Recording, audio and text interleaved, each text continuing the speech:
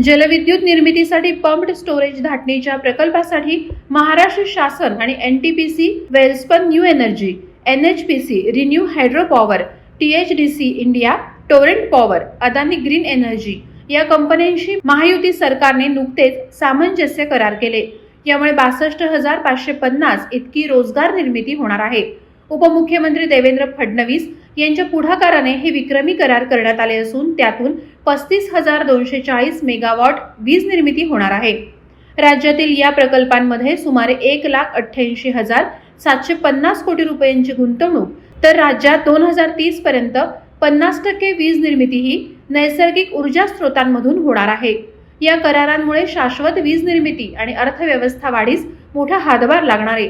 राज्याची एकूण वीज निर्मितीची स्थापित क्षमता 46,000 मेगावॉट असून 40,870 मेगावॅटचे पंप्ड स्टोरेज क्षेत्रात वीज निर्मिती करार झाल्याने हरित ऊर्जा क्षेत्रात राज्याचं हे मोठं पाऊल आहे।